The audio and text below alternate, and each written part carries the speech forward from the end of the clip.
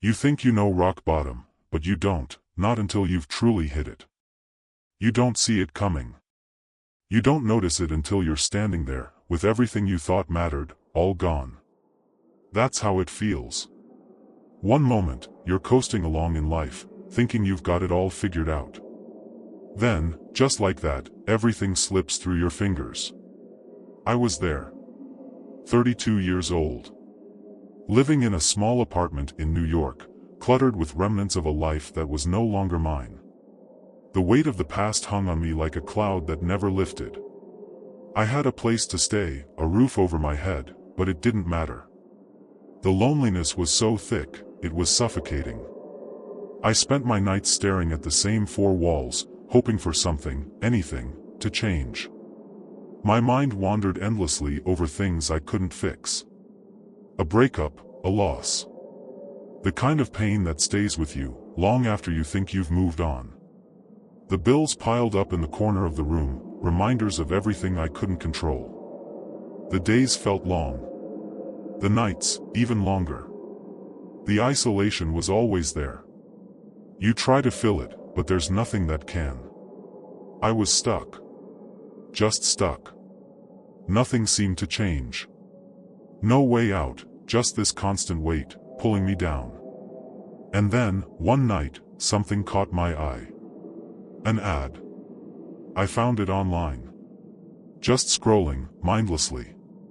Night watchman at Hollowbrook Apothecary, $22 per hour, minimal duties. Solitude provided. It looked too good to be true, but what else did I have? I had bills to pay. I had no other options. So I thought about it. I debated. But in the end, desperation made the choice for me. The pressure from everything piling up, my bank account, my grief, the unspoken tension, it was too much. So I clicked on the ad. And I took the job. I remember the drive there. The car's headlights cut through the dark streets of New York. My thoughts were on that place, that pharmacy. Maybe this could be my escape. Just one night. That's all I needed. Maybe after that, it would be a bit easier to breathe. Maybe, just maybe, I could start to feel like everything would be okay again. I pulled up to Hollowbrook Apothecary just as the wind started picking up, howling down the narrow street. The building stood tall in front of me, dark and imposing. It looked like something from another time. The sign outside, tarnished gold letters, barely legible. The windows were covered in a layer of dust, the kind that tells you this place hadn't seen life in a long while. The air around the building felt thick, the silence was unsettling. I stepped out of the car, my footsteps echoing on the empty street. The whole place felt abandoned. Like a relic. The quiet was too quiet. As I walked toward the door, I couldn't shake the feeling that something was off. But I didn't turn back. There was nowhere else to go. I had to be here. The door creaked open when I pushed it, and I stepped inside. The wind seemed to die as soon as the door closed behind me. It was still. Too still. I glanced around. The pharmacy was old, the shelves lined with dusty jars, some of them strange-looking. Some I couldn't even identify. And that smell, something medicinal, sharp, but stale. The lights above buzzed faintly, barely lighting the room. The place was huge, too big for what seemed like a small operation. But it was empty. Eerie. Quiet. Evan? I turned. The voice came from the back of the room. The manager, Carl, was standing there. Carl, he was older. Late 50s, maybe. His face looked tired, worn out like someone who hadn't rested in years. His eyes, they darted around the room, never quite meeting mine. It felt like he was avoiding my gaze on purpose. He was holding a set of brass keys. He stepped forward, handed them to me, and I felt the chill run through my hand. Those keys, they were cold.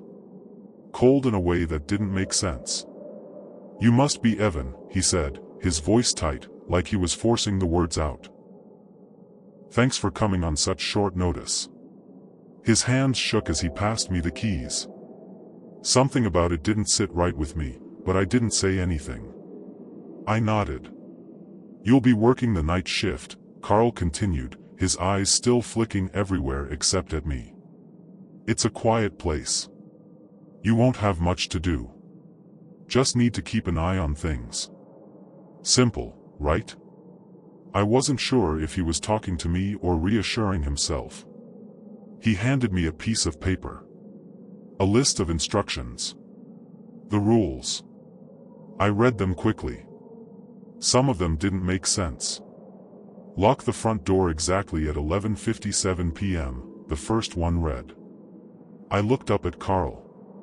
He didn't explain why, just handed me the next rule. "Never touch the old jars with red labels." What? Why? I didn't ask. "If you hear knocking, do not open the cabinets," he continued. He looked around the room again, like someone might be watching. "Don't disturb the supply room after midnight." That last one stood out. I was already starting to wonder what the hell I had walked into. But the rules were simple enough, and honestly, I didn't care. I wasn't here to question things. I was here for one reason, to escape my own life for a while. Carl seemed almost relieved when he finished speaking.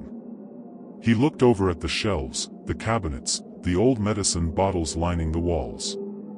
It was clear he didn't want to stay too long.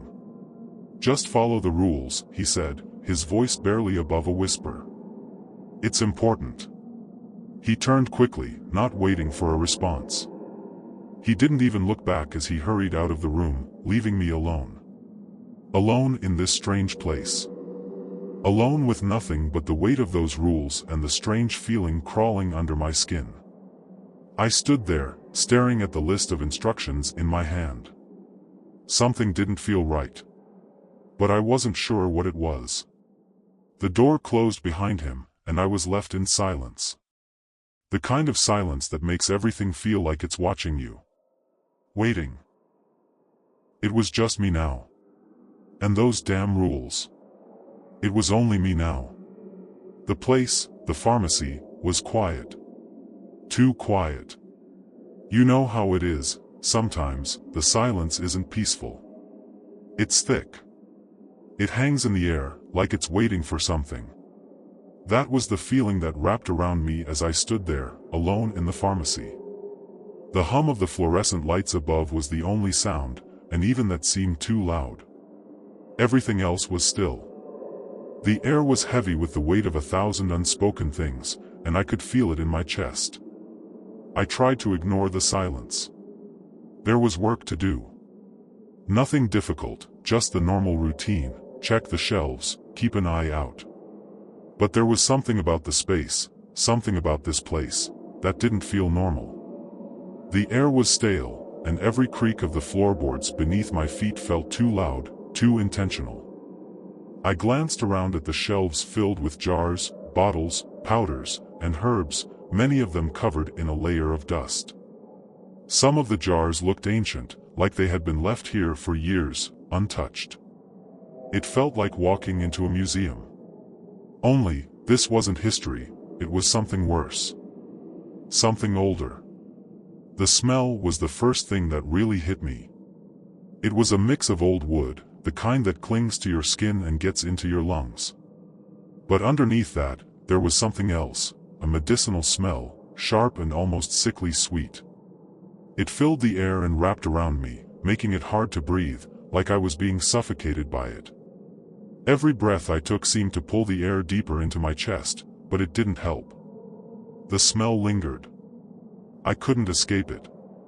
I tried to push those thoughts aside. Focus on the task at hand. But the rules. They kept coming back to me. I could almost hear Carl's voice in my head, repeating them over and over. Lock the front door exactly at 11:57 p.m. I looked at the clock. It was already 11:45. The minutes seemed to crawl by, the tick of the second hand echoing in the silence. My fingers twitched nervously as I watched the time slip away. I didn't understand it, the need for exact timing. It didn't make sense. What difference would it make? But I did it. I locked the door. Exactly at 11:57, just like the rule said. It clicked shut with a finality that made the hair on the back of my neck stand up. The second the lock turned, I felt it. A shift in the air. It was subtle, but it was there. I stood there for a moment, staring at the door, wondering if something was supposed to happen. But nothing did. Everything was still. Then came the noise. At first, it was barely audible, a faint tapping. Like fingernails on wood. I froze, my heart skipping a beat. I turned slowly, looking around the room, but there was nothing. Just the jars on the shelves, the old wooden counters, the dim light. But then I heard it again, louder this time. The sound came from one of the cabinets. I should have known better. The rules. Do not open the cabinets if they start knocking. I stood there, frozen. The noise continued. The soft, repetitive tapping. It was enough to send chills down my spine. I didn't move. I couldn't. What was happening? Was I hearing things? Or was something really in there? The silence stretched on, heavier now, filled with that tapping sound. It was like the pharmacy was alive. Waiting. Watching. I couldn't take it. I had to get away from the noise. I turned and walked slowly, hesitantly, towards the back of the room. But there was something else. A change in the temperature. The air grew colder. Much colder. It was like the warmth had been sucked out of the room. I looked around, feeling the cold settle over me. I could see my breath in front of me, thick and visible in the dim light. That's when I noticed it. The supply room. I had passed it before, but now something about it called to me. Something was pulling me toward it. I couldn't explain it. Maybe it was curiosity, maybe fear, or maybe it was just the need to get away from the noise, from the strange feeling in the air. I walked to the door of the supply room, my footsteps slow, like I was being drawn toward it against my will. The cold air seemed to radiate from behind the door. I opened it. A blast of cold hit me, so sharp I had to take a step back. I shivered, wrapping my arms around myself. The smell of antiseptic hit my nose. It was overpowering, almost like it was meant to clean the air, but there was something else mixed in. Something, decayed. Like something had been left too long in the dark. I stepped inside. The shelves in here were different, metal, cold, shiny. They lined the walls, each one filled with more jars, more bottles, more things I didn't recognize. But there was one jar that caught my eye. It stood out, not because it was different, but because of the label. Red. The red label. I shouldn't have gone closer, but I did. Something about it. I don't know what it was, but I felt compelled to see it. To touch it. I reached out. But just before I touched it, something stopped me. A small box sat in the back corner of the room. It was metal, old, and covered in a thick layer of dust. I hadn't seen it before. It was small enough to be overlooked. But now, as if on its own, it seemed to call me. I walked over to it, my fingers brushing the dust off the top. I opened it. Inside, there were papers. Old papers. Yellowed with age, the ink faded. But the words were still legible. I picked one up, feeling the weight of it. The handwriting was frantic. Jagged. It looked like someone had written it in a hurry.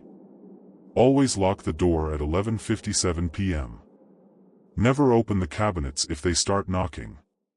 Leave an unopened bottle of rubbing alcohol on the counter before midnight. Do not touch the jars with red labels. If the lights flicker twice, remain still until they stop. The rules. More of them. The same ones Carl had told me. And they weren't just written. They were alive. Like the person who wrote them was begging for someone to follow them. Desperate. Frantic. I couldn't stop myself from looking around. My thoughts scrambled. The cabinet. The knocking. The cold. Was it all connected? Was I already too far into this to turn back? I couldn't answer that. The clock on the wall showed it was past midnight. I wasn't sure what to do. Should I stay in the supply room? Should I return to the front? And then it happened. A sound. Not a knock. Not the tapping I had heard earlier. This was different. This was scratching. Like claws, dragging along wood. From inside the cabinets. I froze. The knocking had stopped, but this was worse. This was something else. The room seemed to get colder still. My breath came out in clouds, thick in the dim light. I could hear the scratching getting louder, more desperate. Like something was trying to break free. I didn't move. I couldn't. The rule. The rule about not opening the cabinets. The lights above flickered twice. I had no choice. I stood still, just like the rule said. The cold air surrounded me. The sound of scratching filled the silence. My eyes were wide, my body stiff, frozen in place. I could feel the weight of the rules now, pressing down on me. Each one tighter than the last. Each one controlling me. I wanted to run.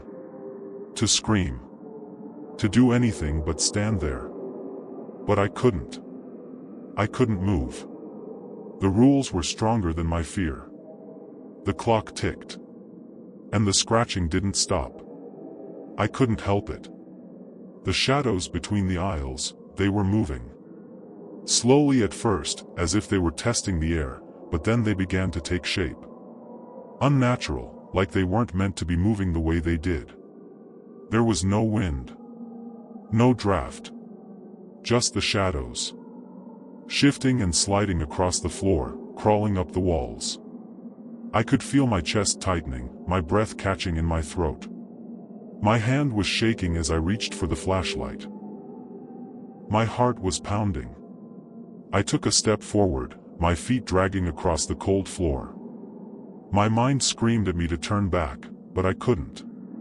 I had to find the source of the sounds. I had to know what was happening. The flashlight flickered, then went out completely. It was as if the darkness itself had swallowed the light. The air became thick, damp, almost suffocating. I could barely see anything now, except for the shadows that moved in front of me. I felt it closing in. Something was in that room. I stepped forward again, this time my footsteps careful, cautious. I was getting closer to the supply room now. And then, I saw it. Something moved behind the shelves. A figure. It wasn't clear, but I saw it. A silhouette of something large, something tall, moving in the darkness. I froze. My blood ran cold. Then the whispers started. They were soft at first, like distant murmurs. But they grew louder, closer. I couldn't understand the words, but I could feel them. The whispers were calling to me, begging. It felt like they were coming from everywhere. From inside the jars. From the walls. From the very air around me. I tried to breathe, but my breaths came in shallow, ragged gasps. My chest felt heavy. The rule about the red-labeled jars flooded my mind. Don't touch them. Don't go near them. But something was pulling me forward. I stepped closer. The shelves, they seemed to close in on me, pushing me toward the back of the room, toward the source of the noise. Toward the whispers. And then I found it. Hidden behind the shelves, in the corner, there was a book. Old. Dusty. The leather cover cracked and worn. It shouldn't have been there. Not in the pharmacy. Not in this place. But it was. I reached out, my fingers trembling as I opened it. The pages were yellowed, brittle. The ink was faded, but the words were still legible. I flipped through it slowly, my eyes scanning the lines. And then I understood. This wasn't just a pharmacy. This place, this Hollowbrook Apothecary, had a dark history. An old doctor had worked here many years ago. He had experimented on patients. Dangerous, unapproved treatments. Cures that should never have been tried. But that wasn't the worst part. No. The worst part was what he had done to the patients. The doctor had trapped their souls. Their spirits. In the jars. The jars weren't just filled with medicine. They held the suffering, the pain, the very souls of those who had been experimented on. I felt a cold shiver run down my spine as I understood. They weren't just jars. They were prisons. The temperature in the room dropped. It wasn't the cold from the air. It was something else. Something unnatural. I turned toward the shelves again. The lights above flickered once, twice, then went out entirely. The pharmacy was plunged into darkness. But not for long. In the dim, flickering light, I saw him. The doctor. The figure of a man, tall and ghostly, standing silently behind the glass shelves. His eyes glowed with an unnatural light, sickly green, like the light of death itself. He didn't speak. He just watched. And then it clicked. Carl wasn't just the manager. He wasn't just some old man who ran the place. He was part of the cycle. He had been feeding souls to the doctor for years. For decades, probably. The moment I stepped into this pharmacy, I became a part of it too. A part of the doctor's experiments. A part of the collection. I needed to leave. I needed to escape. But the doctor's ghost didn't move. He just stood there, watching, as if he knew there was nowhere to run. There was nowhere to go. Once you stepped in, you couldn't leave. I turned to run, but it was too late. The shelves seemed to stretch out in front of me, blocking my way. The air grew thicker, heavier, and I could feel it. The walls, the floor, everything seemed to be closing in on me. And then Carl's voice echoed through the pharmacy. It was like a whisper, low and dangerous. "It's too late, Evan. You can't leave. Not now. Not after all of this." The doctor's ghost was standing in front of me now. He reached out, his fingers long, skeletal, and pale. I couldn't breathe. I couldn't move. "You are part of the collection now," he whispered.